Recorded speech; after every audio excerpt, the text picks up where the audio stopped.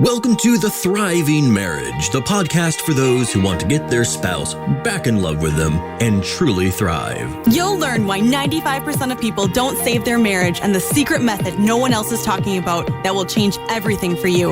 Are you ready? Let's turn tragedy to triumph. Here are your hosts, international marriage experts, Mark Johnston and Heather Choate.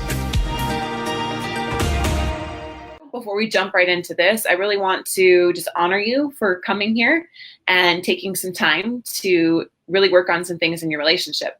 Right now, as we're recording this, we're still in the middle of COVID-19, and some of us have more time than ever being at home, but your time is still very valuable and very precious to us. And so we want to make this very impactful. We want to make this about transformation, not just information.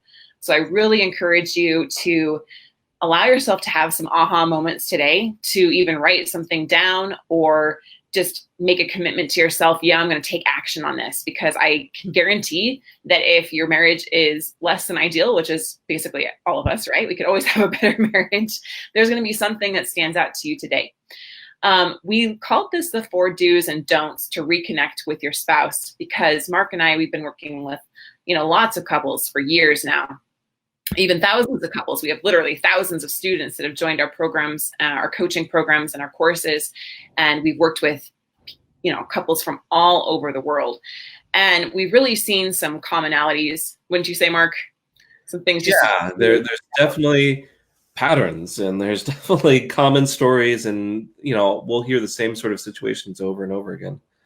Yeah.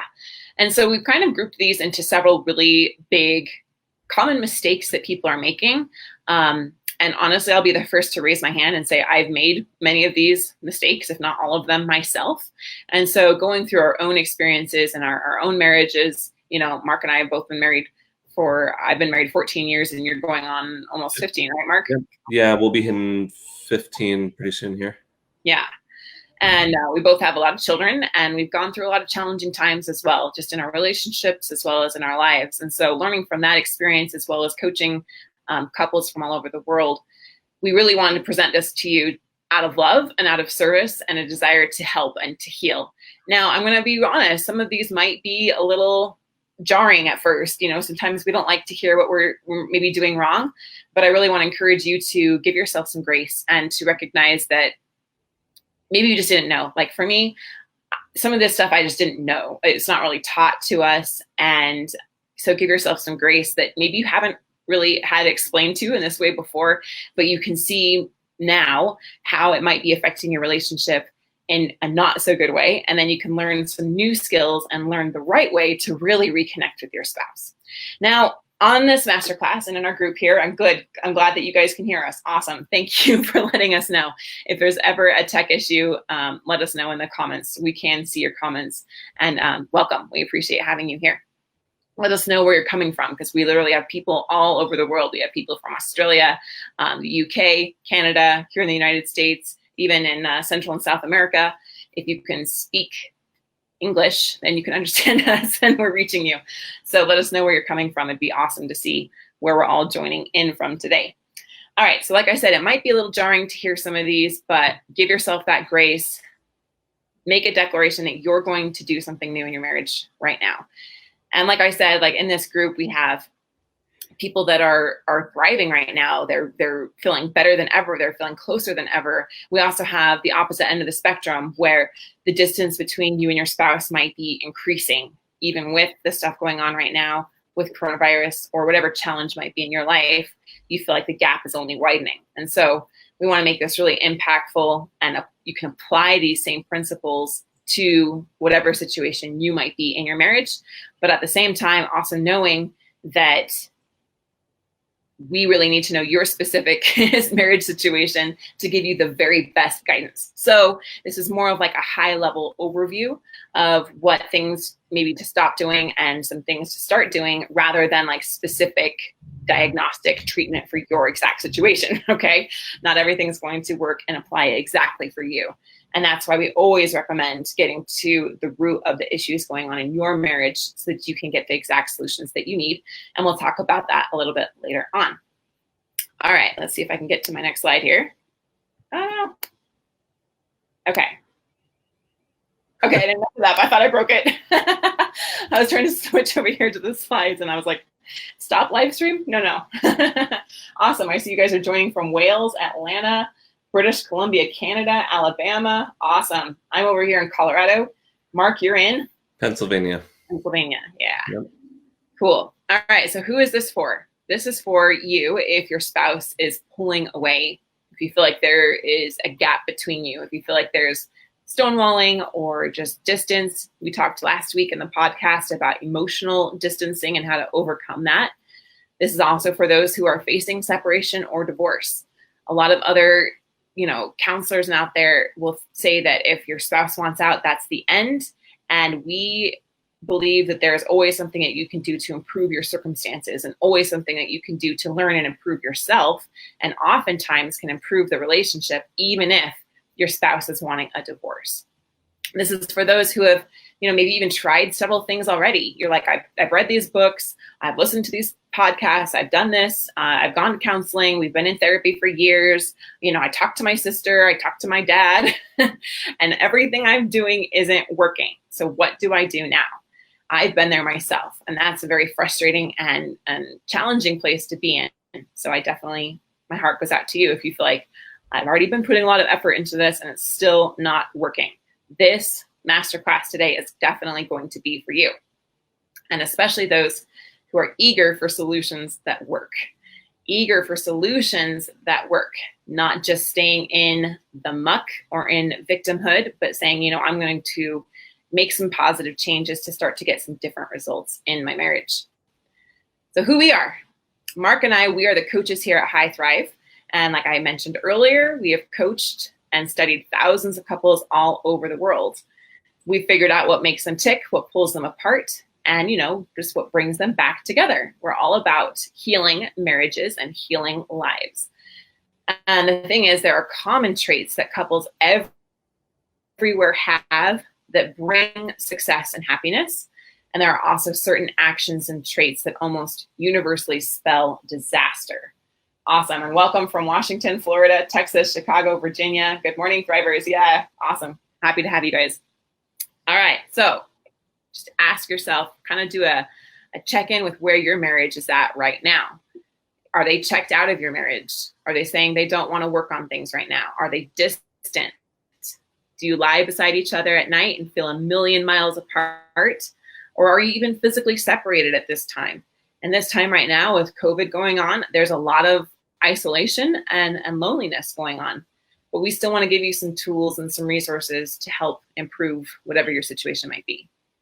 And if you're really hungry to reconnect with your spouse, to feel like you're friends and teammates again, then there are very specific things you need to do. And then there are also things that you absolutely must avoid. And as we go through these, we're going to share some case studies with you, some real client stories. Names have been changed to protect privacy, but we definitely want to make sure that we are giving you real examples so that it's not just principles. You can actually see how these principles work in the couples that we're able to coach here. All right, so the first don't is think that the symptoms are the real issue. Mark, let's give an example of what some of the symptoms are and why this is such a big don't. It's such a common one, right? It talks about here how, even right there in the slide, it says money, sex, affairs, children, arguments, emotional withdrawal, poor communication are all symptoms. They're not the real problem. And, an example of something like this, I'm thinking of even within my own marriage, sometimes Jen and I will have an argument or something, and what's being said on the surface isn't really what's going on. For instance, just the other weekend, I think I was cooking in the kitchen. I happen to like to take that chore on in our house, and I was cooking in the kitchen, and all the kids were running around, and I think I ended up snapping my wife Jen just at a moment because I saw that it looked like she was just on her phone doing something. I just wanted some support. but I said, can you please just get off your phone? You've been, I said something along those lines. But what really wasn't the problem there was Jen being on the phone. It's perfectly fine. I know that she does a lot. She needs to relax sometimes. But the bigger issue that I wasn't even talking about was just I was feeling stressed. There's a lot of different things pulling my attention in different directions, and I didn't communicate that very well in the moment. In marriages, oftentimes the similar things are going on. You might, your spouse might be pulling away, for instance, and maybe a bit emotionally distant. And you might say, okay, well, that's the problem. I just need to connect. I need to do some fun things with them. But, it could be any number of other things. They might be pulling away because, maybe it's a problem that they feel rejected. Maybe it's a problem that they don't feel respected. Maybe it's a problem that they feel like you don't care about them, or that they're not important. They don't feel that they're important to you. And what we're getting at here is that what's sitting on the surface, like that emotional distance, or the problems with affairs or children, while those might be big issues, certainly an affair is a big issue, there are usually other things that are causing those problems, and most people don't dig enough down to actually see what is causing the issue right there on the surface. I think that's what you're talking about, right, Heather? Yeah, exactly. And we just got a comment here, he just keeps saying he needs time, right? So that would be the surface level communication that's going on, but what's really beneath that. And the challenge is that the symptoms they're what we see, and honestly, they're the things that kind of hurt the most, because it's just like, why are they acting this way? Why are they doing this? Why are we fighting about this, right? And when you just stay stuck at the surface, though, you're never able to really resolve what's going on. So when you treat the symptoms, the problem doesn't really go away, right? It just becomes masked. And honestly, there are a lot of other programs out there and counselors, even well-meaning people, but even they are kind of focusing on the symptoms. And you just say, if there's an affair, well, let's just end the affair. And the problem is, if you just ended the affair without addressing why the affair happened, right, and what those deeper issues are in the relationship, then yeah, you might be able to get the partners to end the affair and come back together, but another problem is going to come up in its place, right? If you solved your concerns with any of these issues, exactly, another problem would crop up somewhere else to take its place. It's a good example, because sometimes my clients are a bit surprised when I recommend, and this doesn't go for everyone, but when I recommend to some of the clients to not necessarily take their spouse back right away after an affair is ended. If there's been separation, an affair, I might say, hey,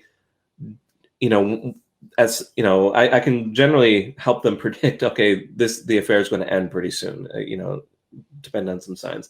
And I'll tell them, hey, it's going to end pretty soon. We can see some signs happening here, but I'm going to tell you, don't take them back right away.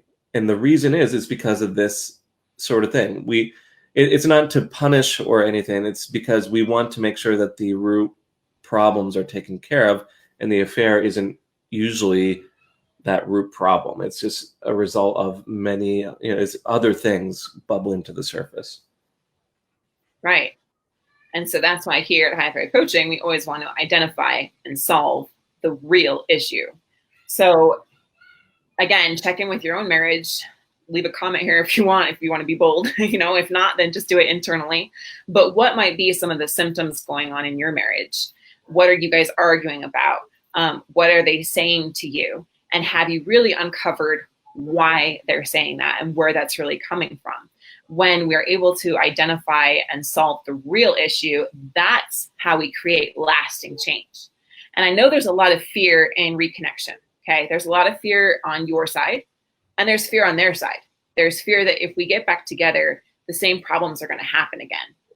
If I come back to him or to her, whatever the case might be, then I might get hurt again. And so maybe it's better for me just to stay away, right? But here what we're doing is really solving the real issue so that we can heal ultimately. So let's get into the do's, right? So if we don't want to just focus on the symptom, Well, then how do we uncover and solve that root issue? Getting to what the real issues even are. So what has led to your spouse pulling away from the relationship? Mark, why is it so crucial that we understand what's really going on here?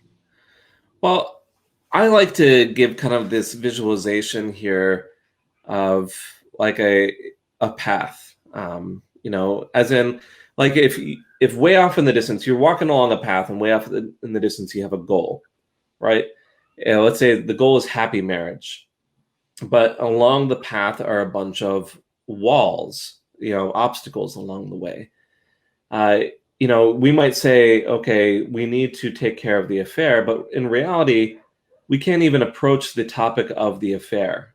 In some cases, that wall is, is way further down the path. And what I see people doing is they say, okay, affair, I got to take care of the affair, and they're not really looking right in front of them at the problems that are preventing them from even approaching that problem. So, like perhaps one of the problems is they can hardly even talk to each other without there being arguments. There's so much tension. And probably maybe the reason why that's happening is because one of the spouses or both don't feel respected or heard. And so we have walls in front of other walls, and we can't get to those ones further back until we deal with the ones right in front of us. And, another way to look at this is here's a root problem. Maybe it's this issue of respect, and the problem of respect now spreads out and causes all these other problems. I'm guessing, I guess I'm mixing up visualizations here, but I hope you get what I mean. Like, there's problems right in front of us that some people ignore. These same problems are usually the ones that are preventing us from getting to further problems, and also the ones that are causing other problems.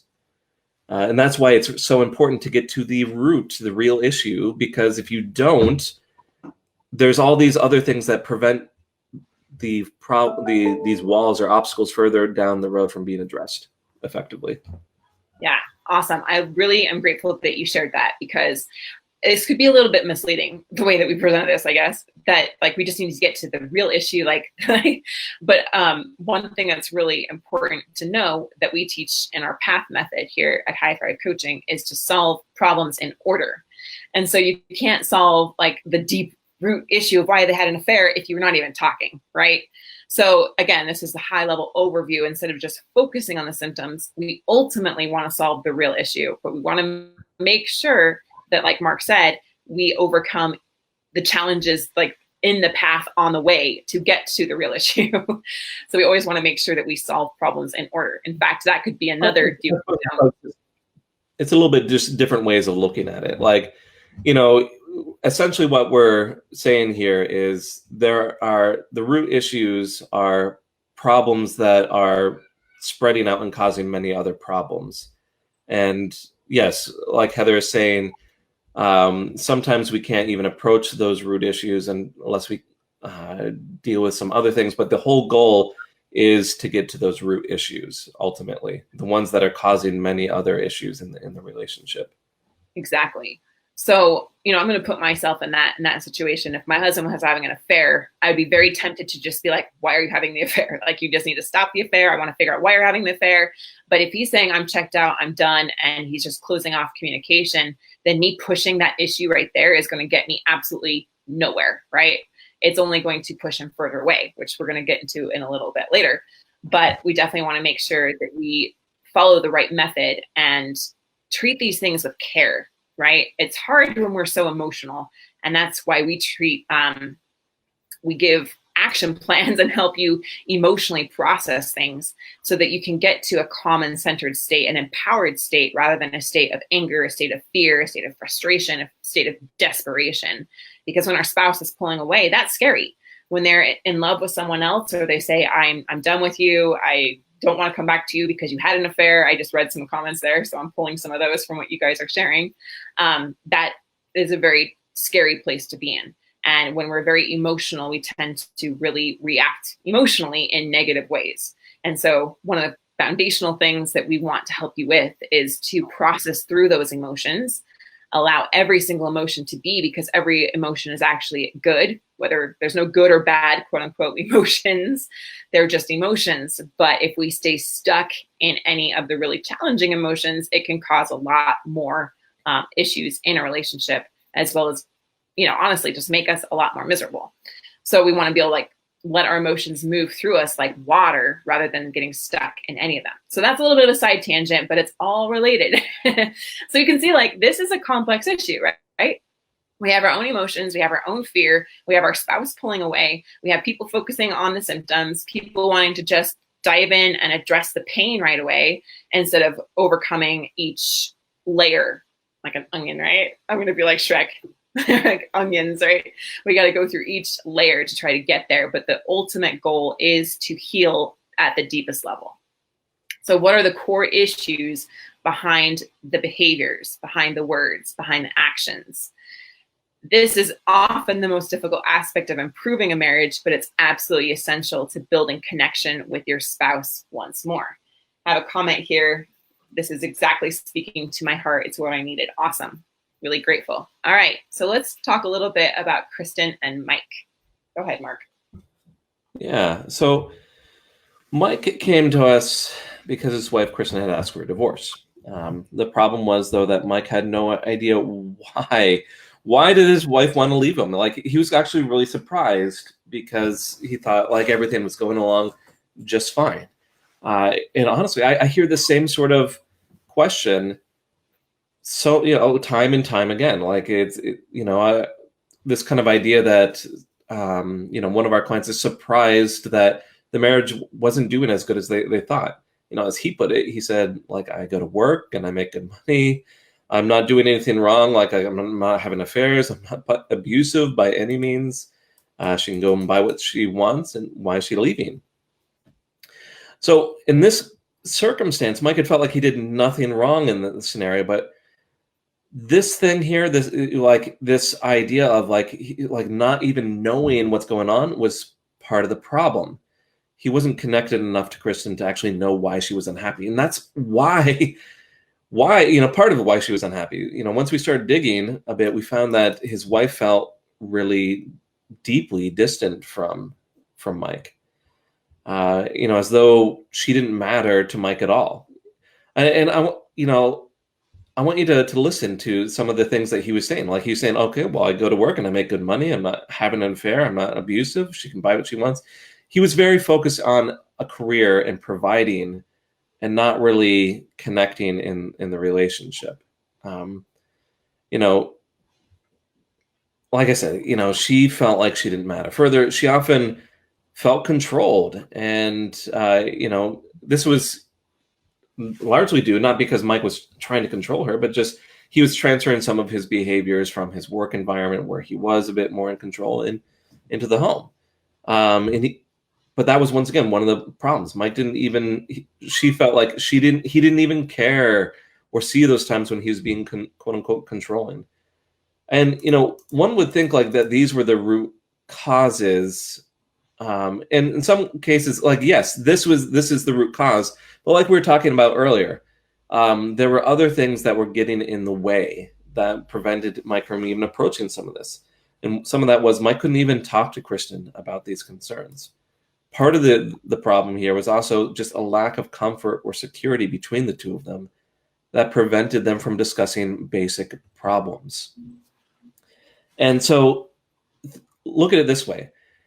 There was some lack of comfort, lack of security, lack of connection. And so what happened is they didn't really talk. They didn't really connect. Kristen's concerns would build up and she'd build up this resentment and until it got to this point where she was ready to leave. So once we were able to resolve some of that security and tension and they were able to talk a little bit more and then they were able to actually, resolve some of what Kristen's concerns about not being able to or not feeling important, it opened the door to solving many other problems. And eventually they came back together. So, with Kristen and Mike, we can see here there's root issues and then there's things that were covering up those root issues. this might sound like a bit complicated, but when we can really sort everything out and see what's really causing other problems and what really is at the heart of everything, it becomes easier to kind of push, to not just push them aside, but to resolve those bigger concerns. And we are able to get a lot more progress than if we just simply focused in on Kristen is leaving, which is what he was doing at first. So, yeah. Awesome. Over in the comments, I'm seeing tons of questions pouring in. Like, what happens if your spouse have ultimately different core values?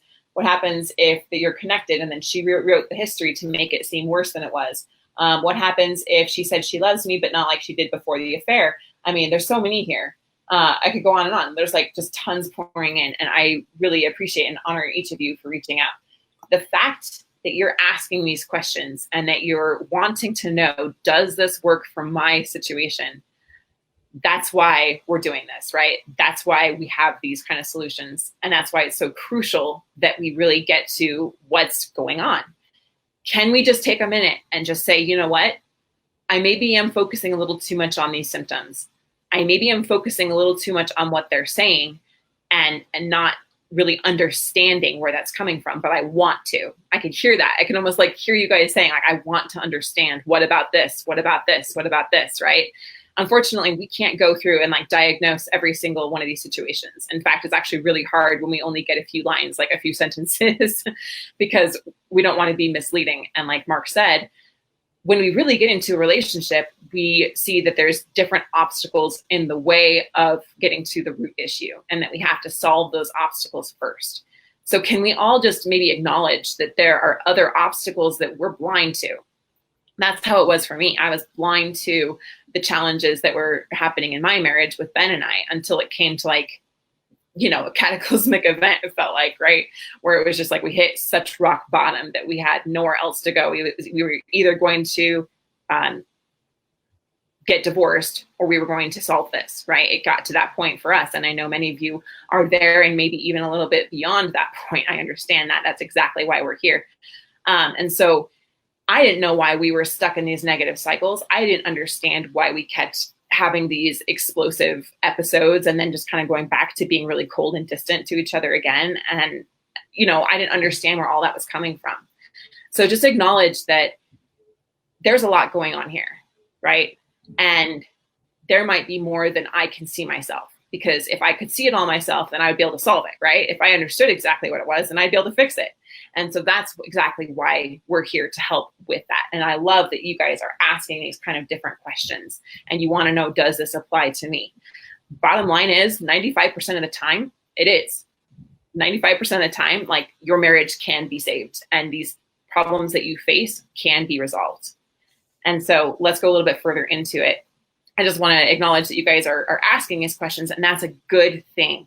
Just take some time to recognize that there might be might be more going on than what you can understand right now.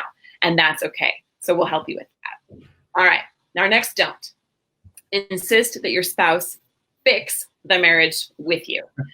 This is a huge one. Mark, how do we see this showing up time and time again? I'm laughing at this just a little bit because, I mean, it seems so counterintuitive.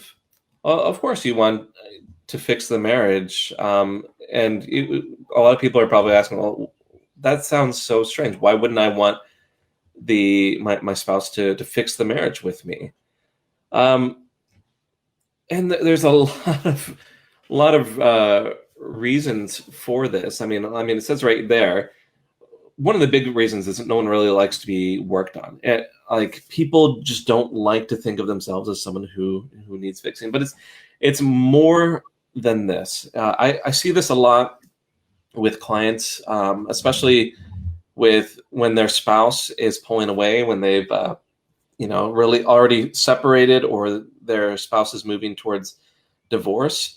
And then our client, before they come to us, they beg and they plead and they say, please, why don't you fix this with me? Why don't we reconcile? We can work this out.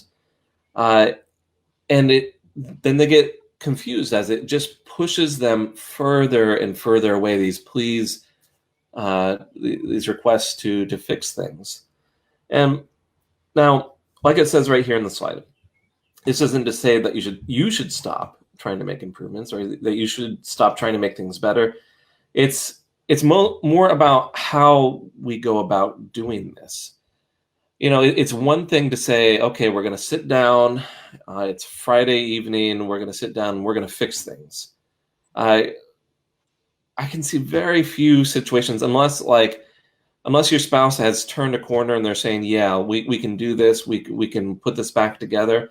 If they're in that camp, then great. Then go about and fix things. That's fine.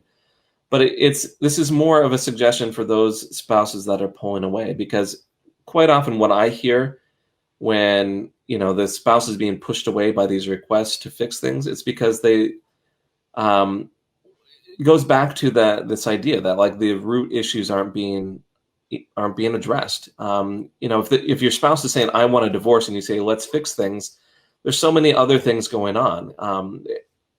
Quite often the complaint I hear is they say, I'm asking for a divorce. You're not actually listening to what I'm saying. You're not actually listening to all the complaints that I have. You're not listening to, a lot of things. It's a focus in on the person, on the needs of the person asking for things to be fixed. And that's why it pushes them away. When we first move towards a healing relationship, if we're working on just kind of settling things and making things feel a bit better, it can often cause, it can cause more problems to ask for a partner who's withdrawn from the relationship to commit. It's just the commitment is too great. If they're saying, I want divorce, and you're saying, come back together with me, it's just such a huge leap, and we need a lot of steps in between, pulling them back a little bit slower. Right. So we call this the push versus pull method, right, Mark? Yeah. And it's one of the foundational pieces that we teach. In fact, you may have even been drawn to us by this group, or maybe even one of the, Facebook ads that we run talking about how you can save your marriage on your own by going first. Because when you demand that your spouse work on it with you, the pushing, the pleading, the desperation, right? That pushing them to work on the marriage with you is only going to push them further away. And so what we want to do instead is to pull them towards you. Any kind of marriage that's in this situation where you're feeling like, I need my spouse to fix the marriage with me, but they're not willing to, they say they don't want to, is in dire need of support. We're just going to be really honest. It may seem like the right move. It may actually have the opposite effect. Like I said, it's going to push them further from you. If your spouse is already checked out, then trying to pull them back in is going to backfire, right? If your spouse is pulling away, they're likely considering other options. These options seem like they might finally relieve some tension or bring some happiness to them. Let's just acknowledge that. Like that's where they're at in many cases, not across the board, but in many cases. So trying to bring them back into that situation that they believe won't change and is causing their unhappiness is going to make them upset, right? It's only going to make them want to have further distance from you. And that's definitely not where we want to go. So let's talk about what to do instead. Let's talk about building positive connection and creating pleasant experiences with your spouse. Right. And it's really crucial that we do these in a way that has no pressure. Like we take the pressure off the marriage and off the partner. Mm-hmm. So now this isn't to say that all you're doing is like focusing on sunshine and rainbows and whatnot, but what it's saying right there is it is accurate. Instead of like fixing the marriage, the focus needs to be on satisfaction, like actually resolving the problems that are there underneath it all, the root issues, and not just removing those, but replacing it with something better. I mean, imagine if instead of you going to your spouse and saying, you need to work on this with me, you're saying other things like, you know what, I really want to understand why you're so upset. I want to, I really care about you. I really actually want to make sure that we could be happy. It's much more focused on them rather than like, and what they need rather than what they need to do to make, for the marriage. This is, we'll see this a lot sometimes with affairs. Now, this isn't how I would approach, say, every single affair, but and sometimes, especially when the spouse is kind of bouncing back and forth between relationships, and if they come back to you and you keep saying, okay, you need to stop, you need to fix things, you need to, it's all this process talk and problem talk, that can be really stressful. It can bring people down. But if you're focused on having those healthy boundaries and making things pleasant while they are there, holding them accountable, and doing all these other things that are much more pleasant than demanding that they make these big changes, in effect, it doesn't push them away quite as much. It draws them in. Just like it says here, the focus should be, rather than on fixing you or solving you or repairing us, it should be much more about care and understanding and love. A focus in on what your partner needs rather than what you need from them. Right. And I'm just going to say, from a mindset standpoint, or a heart set, as Robin Sharma says, there's a shift that happens internally. Like, when we go from, you've hurt me, you need to fix this, you're to blame, you're the reason why I'm so unhappy, you're the reason this, and this, right? All of that blaming that we do, the pointing fingers. And even if we might not say those things out loud, sometimes we do say those things out loud, but sometimes it's just a feeling inside of us, right? Like, they did this to me. How could they do this to me? How could they hurt me? I'm raising my hand here. I've been there. When we shift from that kind of fixation to, you know what? I love this person. I want them to be happy no matter what. I'm willing to give them some understanding. I'm willing to try to understand what's going on here and just care for them as they are, right? And a lot of that has to do with overcoming our own internal wounds, right? Our own things going on inside of us. There was a comment here that I found all my issues and I solved them, right? And now what you find, that healing and that peace inside yourself, that's the journey that I went on personally, was I had to figure out what was going on inside of me that kept causing this to happen in my relationship. Things just completely changed. So it can't just be like, I don't know, like surface level words. Like, I just want to care for you. But internally you're like, I really just want to get you back because I'm scared and I don't want you to hurt me anymore, right? Like, there's just this shift that happens inside of us. And we go like from a state of, it's all about you and you're hurting me and you need to change, to, wow, I'm going to look at myself. I care about you no matter what. I really want to heal and repair. I hope that makes sense. Because if you can grasp hold of that right there, that's going to change your life forever. I know it absolutely did for me. So let's talk a little bit about Nathan and Haley, Mark. Yeah, so Nathan here, he didn't want to work on the marriage, quote unquote, work on the marriage, because working on the marriage was, well, it was work. Besides that, every time Haley tried to, quote unquote, work on the marriage, what it really meant was that she would come to Nathan and complain about all the things that he wasn't doing for her. And this ended up, what this did was it created a pattern with Haley and Nathan, where Haley couldn't resolve any problems. So she would get more upset and she would come to Nathan more and complain more, which would then push Nathan further away. This is kind of a classic pursuer-avoider type relationship. What this pattern did, though, it created a huge amount of distance between them, such that Nathan was ready to move out. Haley is the one that was coming for help.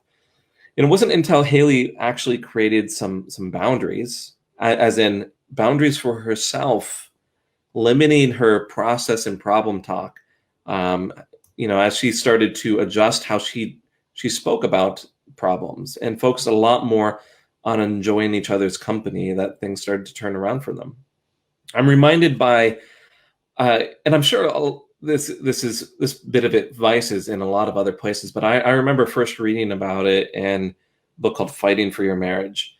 It was a suggestion in there that, that there is specific time set aside for problems, but that most of your interactions actually should be centered on much more pleasant things, and that those pleasant moments should be protected and guarded. And this is kind of what we talked about with Haley. But like I said, it wasn't until she started doing some of that that things started to turn around. It still took a while. And this wasn't the only thing that needed to be resolved, of course, but eventually they were able to better discuss problems more freely. And that led to Haley being a little bit less critical. She didn't need to complain so much. And Nathan didn't have to retreat so much. And they were able to be much happier together. Awesome. All right. You guys have gotten a little quiet in the comments. I don't know if it's our connection or maybe you're just like really internalizing some of these things, but I want to make sure. I'd like to check in and see where you're at with this. Like I said, like making that internal shift from the neediness, the desperation, even like Haley here, like complaining about the problems that would just push, in my case, my husband, Ben, further away, really learning to just come to a state of inner calm and inner peace and not demanding that he work on the relationship with me, not demanding that he try to fix it, not looking honestly at him as the source of fixing it, because that's what I did. I saw him as the source. Like he needed to fix it. He needed to make me happy. If he didn't make me feel valued, if he didn't make me feel good enough or pretty enough or worthy enough, then I wasn't. And that's where I was at. And I had to kind of move to the place where I felt those things inside myself. Like I knew I was good enough. I knew I was worthy, and stopped demanding that he work on it, but instead worked, like we hear, like work on yourself. But really it's about coming to that internal healing and into an internal state where it's like, it's okay. Actually, no matter what happens, I'm going to kind of let this neediness inside of me go. I'm going to let this desperation go. And I'm just going to kind of surrender to this and allow it to be and allow it to unfold, knowing what I want, knowing the outcome that I want. And then I'm going to work towards that. And I'm going to become the kind of person that would have that result in my life. But at the same time, taking the pressure completely off my spouse. When you do that, you give some room for the relationship that you want to grow. So instead of like stifling it and trying to be so controlling over it, you give it room so that it can grow. And I know this is a lot to take in if this is something maybe you haven't really thought about before or haven't really experienced, but it's exactly what we see happen time and time again. Right, Mark? When they make this shift, then the relationship can make huge leaps and bounds. So just really sink into that for a minute. All right, I'm seeing some more comments in the chat. Good. All right, let's go to our next don't. Our next don't is to waste any more time hoping it will work out without taking action. Bottom line is, guys, like I feel that there's a lot of us in this kind of situation right now with COVID.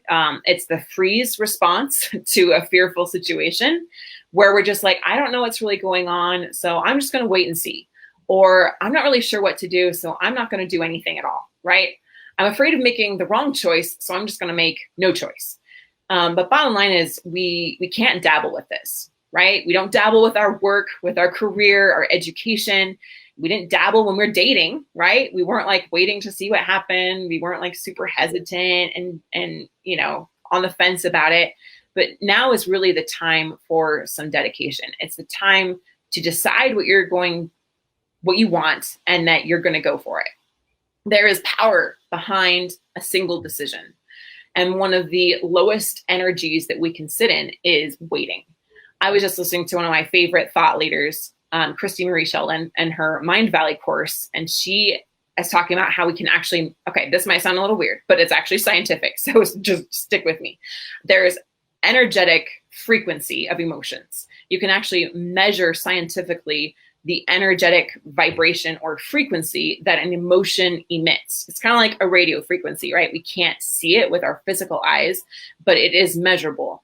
And the lower frequencies are like depression, hopelessness, anxiety, fear, anger, resentment, right? And that goes up the scale to love, gratitude, joy, peace, all of those, right? And what's really interesting that she was pointing out is that the energy of waiting is one of the lowest human vibrations there is. Like one of the lowest energies is waiting. It's right down there with depression. It's below anxiety. It's one of the lowest energies. So if you're just waiting, hoping it's going to work out, then you're not in the right state. It's definitely time that we need to make some decisions here. This question, how much more important is your marriage than your job, right? A lot of us are putting a lot of emphasis on our career and our work. And that was in the comments here as well. And now a lot of us have even lost our jobs, or our jobs are put on hold due to COVID. And we're like at home with our families. And we're realizing the things that maybe matter most to us, and really sinking into the fact that our relationship, even with our children, with our families, maybe we haven't been giving them as much time and energy and emphasis as we need to. And the bottom line is, problems don't take time, don't take forever to make progress and change. Oftentimes we think, I don't know, we kind of build it up in our mind like it's this huge, insurmountable task to overcome. And we're going to have to spend years and years in therapy, and it's going to be super painful. And we would just rather maybe not do that. Or we just get a little bit, blindsided that we just kind of put our fingers in our ears, la, la, la, la, la, this is going to fix itself on its own. And the bottom line is that change can happen quickly when you dedicate enough effort and resources to making those changes. And oftentimes, like the Chinese parable says, like, just take the first step. That's the most important step, is just taking the first step, getting out of the waiting that you're feeling, the hesitancy, or even just being kind of blind to what's going on, hoping that it's going to work out. We always say that there's more hope than you could possibly realize. However, hope is not a plan, but neither is panic, neither is desperation, and neither is just waiting, right? A plan is exactly what we want to get to. So let's get to the do's. Mark, you want to take us one away? Sure. Yeah. So in this case, you should dedicate yourself to some change. And this doesn't mean like change as in like you're trying to change the relationship. If your partner isn't working with you, you should first change your marriage by improving and changing yourself first. I'm seeing some comments here.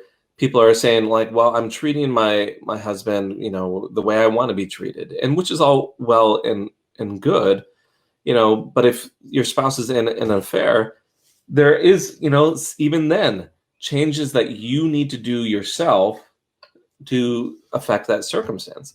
Maybe the change is you need to be respecting yourself more. Maybe it is about learning how to set healthy boundaries, not just putting your foot down and demanding things that change. But, you need to put forth the necessary time, energy, money, effort to do things to save the things that matter most to you. And that means take action. Just like Heather was saying, we didn't dabble in this when we were dating. I remember when I was, and I want to find a better, more modern word for this. When I was courting my, Jen, we were dating back then. What's a better word for that? I keep coming across this. I talk about courting as I'm like trying to pursue her, but it just sounds so antiquated. It is. I love it. Anyways, when I was dating her and trying to pursue, who's the person who's now my wife, I did a lot.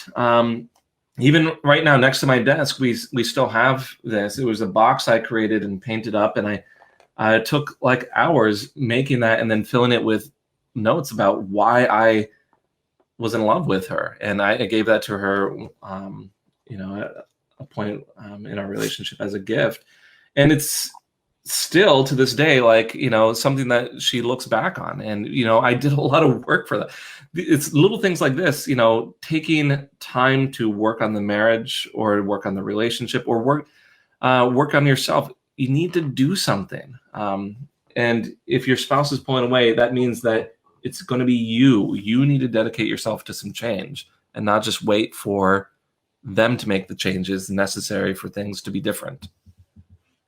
So if you're saying my spouse keeps having the affair, if they keep disrespecting me, they don't listen to me, well, I'm sorry, but if you just wait around for them to change those things, you're going to be waiting around for a long time. You need to do something different.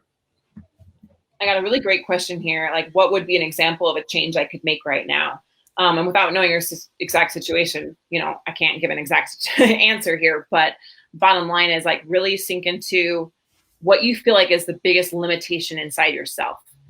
that's one thing I do with clients a lot, is like, what is your biggest limiting belief? What is that one thing you keep telling yourself about yourself? Like, I'm just not good enough. I'm not intelligent. I'm not worthy. I'm not capable. I hear these kind of things. You kind of have to strip back the layers, and it's kind of hard maybe to uncover what those are exactly. But when you feel that kind of negative self-talk going on right there, that's the work that you could do right now. And if you take action to resolve that within yourself, to heal that within yourself, to replace that with a new and empowering belief, like I did, from I'm not good enough, I'm not worthy, if I don't measure up, he's going to leave me. Those are the internal stories I was telling myself at more like a deeper subconscious level. Like, I can articulate this now, but I really had to do some work with my mentor to uncover those. And then replace those with I am good enough, I am worthy, I am deserving, changes everything. So if you're wondering what an action is to take right now, I would definitely look at that at yourself and start there, because those are going to be some root issues in you that are absolutely showing up in your relationships. I have another comment on that. In terms of things to do right now, I imagine, each of you who are feeling stuck, you're probably saying to yourself, I can't make progress here, or I can't approach my spouse. I can't do this because blank. And, I want you to fill in that blank. Like, I can't go talk to my spouse about these things because they won't listen to me. And this is where you can start taking some action. You need to ask yourself why. Why can you not do those things? Why can you not make why can't you make progress? Why can't you talk to your spouse? Why can't you even sit in the same room together? And, you need to actually come up with a logical reason. Like, why would your spouse pull so far back from that? If you can come up with that reason, that's where you need to start making changes. That's where you need to start taking action. Go ahead. No, go ahead. I was just going to say, I was going to couple this with the idea that, because I'm getting some comments here, like, I'm sorry, my wife has to change here for all of us in the family. I can change and have and will continue, but if she doesn't, this will not work. And that is true. I want to give some truth to that that at some point that does need to happen. But if she's unwilling to right now, then going about wanting her to is going to push her further away, like we talked about earlier. And a lot of you are saying, like, I am making these positive changes. I am working on myself. And that brings us to, in our PATH method, how we have to help change their internal story. Because, yeah, we definitely need to not be waiting. This is addressing the waiting too long to make changes. That's what we're addressing, if you guys remember. So we got to keep it like in context of what we're actually addressing. So we don't want to take too long. We definitely want to make some positive changes. At the same time, understanding that making positive changes all on your own isn't going to fully resolve the relationship. It's just a step. Fair enough? Okay. Yeah. Fair enough. Then let's talk about Daniel and Samantha and how they overcame this themselves. So yeah, in this case, Samantha she wanted to leave the marriage. She was still around in the home. They were both living together. But she kept going to Daniel and saying, okay, I want out. I want out. The thing was, she didn't want to be the bad guy to the kids. She wanted it to come across as there was this mutual decision that they just were done. And over, she told our client, Daniel, that she was unhappy with him, that he was ruining her life by wanting to fix the relationship. He wasn't listening. He wasn't respecting her decision. Now, the truth of it wasn't that Daniel actually was preventing anything. He wasn't. He just wasn't pushing it forward. He wasn't pushing the divorce forward. He wasn't participating. He wasn't slowing it down. He just wasn't being proactive about it. That would have been painful for him. And this infuriated Samantha, though. This just lack of desire to move the divorce forward. So Daniel, however, what he did is he went to work making changes for himself. He said to himself, just like I was saying, why can't we fix this? And he was looking at why. I helped him to look at why.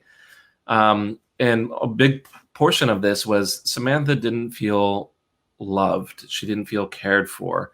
She felt like other things were more of a priority. So he, even though Samantha was wanting a divorce, he decided, I'm going to cut back my hours at work. After all, he said, no matter what happens, If there's going to be a divorce, I need to have more time with my kids. If there's not going to be a divorce, I need to be able to be there for my wife. He studied effective communication. He worked with us, started picking up responsibilities around the house to reduce some stress on his wife, and made sure that he himself was a solid person. Previously when Samantha would come to him with complaints, he would react. He would get upset and dismiss what she said. So instead, he worked on not reacting angry or upset to Samantha's complaints and actually listening to her.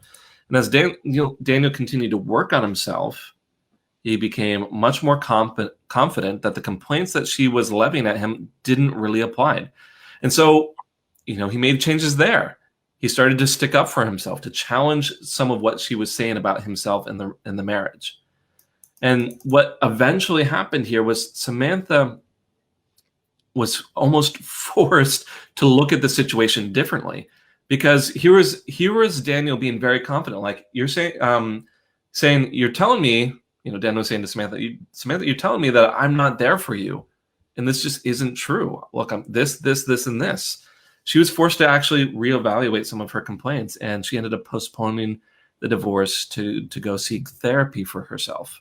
She's saying, maybe I need to look at myself a little bit. Maybe I need to make some changes. She no longer blamed Daniel for all of her unhappiness, and this really was a big turnaround in their relationship. And so, because Daniel took action first, because he worked on himself and he examined why he couldn't approach the relationship, it eventually led to Samantha wanting to make changes too. All right. So with this, remember that what we're talking about here is the hesitancy to want to work on the marriage, right? To take any sort of action. And what Mark and I have seen, it honestly breaks my heart. It's tragic that some people wait too long. They just don't do anything, or they think it's just going to fix itself.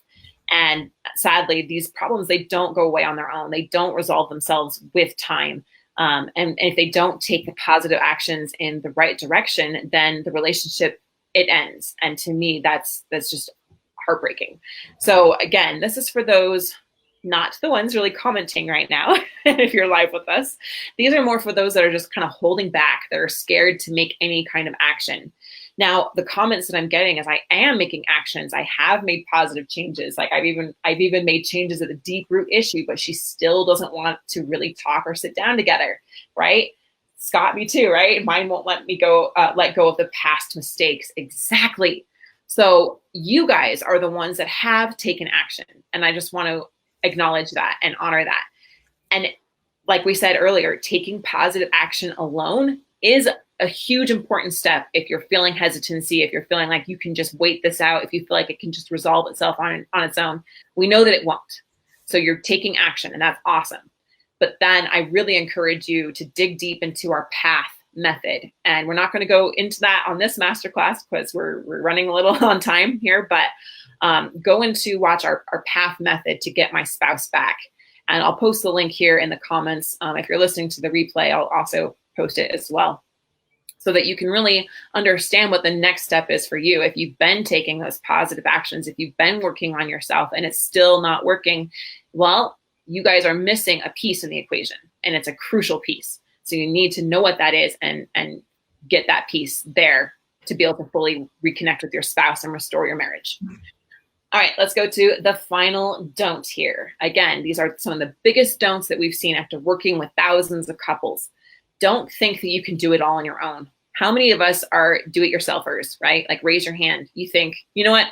I've heard some good tips here. I've heard some good advice. I'm just going to go run with this. I think I can solve it.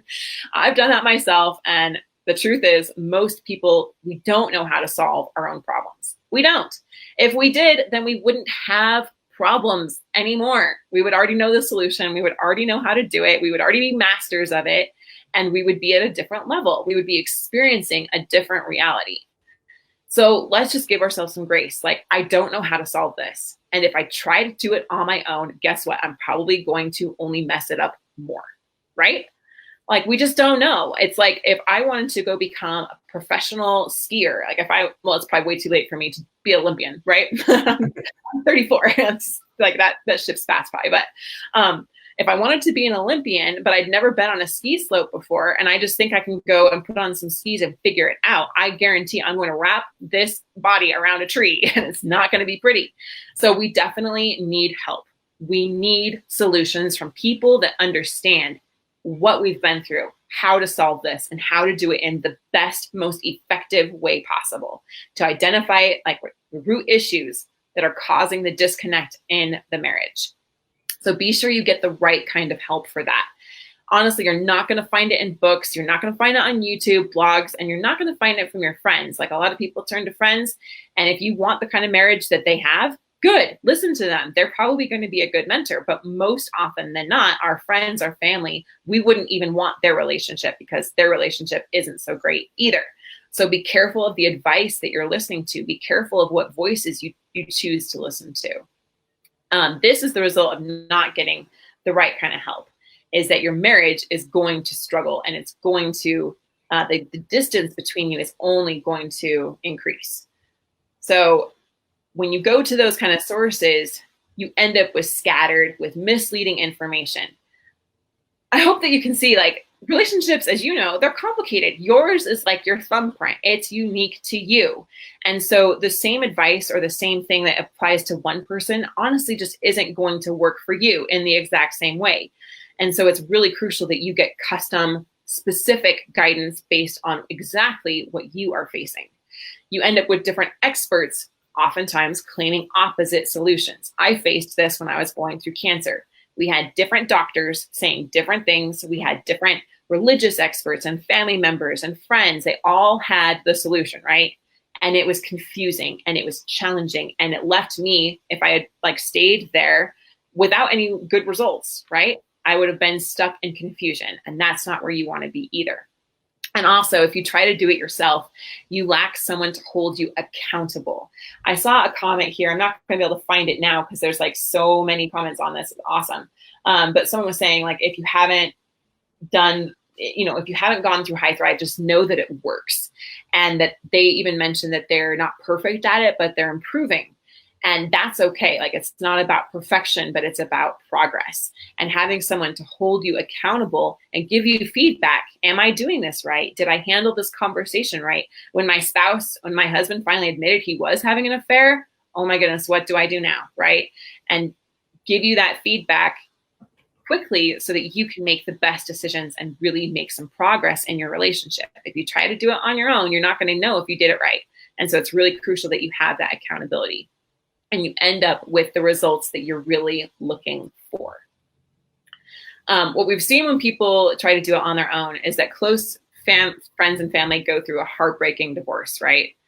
Leads to serious problems with their children, further unhappiness with custody problems, continued fights even after the divorce. Versus those, I'm not going to say that we save every marriage. Mark's never going to say that. We're always going to be really real and honest with you. But when you're able to gain these skills and work on these internal things going on within you, and even working on the relationship, you can actually have a healing separation, like a healing divorce, as odd as that sounds. You can actually come away with it both being more at peace and healed because you've actually worked on these things, rather than just having it be super ugly and mean and unhappy for years going forward, even after the divorce. So Mark, talk a little bit, bring it home for us on what we want to do instead here. So what Heather's getting at here is there is some need for some guidance, and you want to make sure that the guidance that you're getting is, is good, is good help. And while I don't want to tear down anyone else, I know that quite often by the time people come my way, they've tried some other solutions. And I hear time and time again, people trying to go to couples therapy only for them to say, go through, just rehash problems and go in the same circles over and over again. What I'm getting at here is, this is the only problem that we deal with here at High Thrive is these dire marriage situations. Well, I shouldn't say the only problem. I absolutely love working with couples or, working with people who have much lighter problems, but I would say the vast majority, I would say 90% of my caseload is working on these dire circumstances. And this is what I talk to people about day in and day out every day. And so we know how to deal with these sort of things, and we know how to get the best outcomes. So if you're looking for something a little bit different, and you're looking, or if you're even just feeling stuck, if you feel like you've tried other solutions, I would suggest, checking us out, or if not us, try to find someone who fits with an expert that does focus specifically on marriages, someone who really knows their stuff, someone who actually, has helped lots of people with the same sort of problems that you're experiencing. Now, I'm not saying like 100%, I don't want to just give this blanket plug-in for our services. If you find someone else out there that seems like they're more of an expert than we are, then fine. I would recommend you go there. But, what I'm saying is find help, get an expert. Awesome. All right. We're running a little short on time, so we're actually going to skip this last case study. But just knowing that when you're able to get the right help, get the solution that you need specifically for you, that you're able to move forward in your marriage and reconnect in the way exactly like we've talked about here today. And so knowing that you can have that healing in your marriage, it absolutely is possible. As you're looking for the guidance, I'm just going to bring it home with what I went through personally. I had to first determine exactly what outcome I wanted. Some doctors said you need to abort your baby. And then we finally found one that said, no, I'm one of the top 5 breast cancer experts in the world. We can do this. And this is how we're going to do it. And it's not going to be easy. And it's still risky. And you still might not make it. But this is the plan, right? And so I went into it knowing that. And I resonated with her because she was in alignment with the result that I wanted. So determine what result you want. And then know that when you make that decision of this is what I want, and I am going to go for it no matter what. Like I'm willing to literally lay my life on the line because this matters to me. When you make that kind of a powerful decision, the right people, the right circumstances, the right solutions, they will show up for you and you will recognize it because it will resonate with you. You'll say, yes, this is exactly what I need. And then I encourage you to just go all in on it and allow them to coach you, allow them to guide you and get you to that result that you ideally want. All right, key takeaways. Don't think that the symptoms are the real issue. Insist that your spouse fix the marriage with you. Don't waste any more time hoping it will work out without taking action. And don't think that you can do it all on your own. Instead, get to the root of what the real issues are. Build some positive connection and create pleasant experiences with your spouse. Again, taking that pressure off. Dedicate yourself to change. And accept guidance from those with a proven system to build the connection with your spouse that your heart craves. So I want to ask you, has this been helpful? Have you learned something today? Put it in the comments. Has this been helpful? Have you had an aha moment? Maybe even a kick in the butt because we love you, right? Maybe you recognize that you've made some of these mistakes, that you're doing some of these things that are only going to push your spouse further away or that aren't going to lead you to the result that you really want. And what do you commit to change or implement today? I will love to see your comments here. And would you like more? This is just the surface. This is the high level overview. And again, we'd love to sit with you and work with you on your relationship and how you can apply these things and our proven path method in your relationship. So we'd love to invite you to book a complimentary consultation, completely free, to see how our path method can help you reconnect with your spouse. See if you're a good fit for one of our coaching programs. And you can do that over at highthrivecoaching.com/apply. Now we have more flexible payment options and different programs to help fit your needs and your budget at this time, because I know that is, things have just gotten crazy with COVID right now in our economy and in our personal lives. And so we definitely want to help you with where you're at. So if you maybe thought you couldn't afford the program in the past, then I definitely encourage you to book a call and see how we can help you right now. because we want to make ourselves available to you. You guys, marriage, to me, it's sacred. It is one of the most incredible experiences that we have in our lives. And I believe throughout eternity, to be united with another person in such an intimate and important way. The foundation of the family is the husband, is the wife.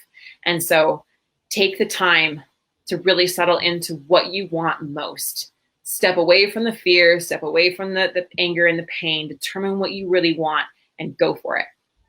Now, if finances are really, really tight and you know that you can't afford even multiple $100,000 or multiple $1,000 investment into saving your marriage, then we really encourage you to join our Path course. And you can do that over at relationship.rebootcourse.com/path. We are accepting people into that program right now. And again, we have options there for you to help you no matter where you're at. So thank you so much. I'm loving this. Here's some comments. I'm really enjoying Path 2.0. I'm not giving up. I will keep working on myself and envision the marriage fully reconciled. Beautiful. Love that. Thank you guys so much for joining us. I hope that this was of value and of service to you. We love you. We appreciate you. And Mark, thank you so much for joining us. You guys all take care. Thank you, Mark. See you, everyone. Have a good day. Thanks for listening to The Thriving Marriage, your A to Z blueprint for not just surviving marriage, but thriving. Until next time, my friends, thrive on.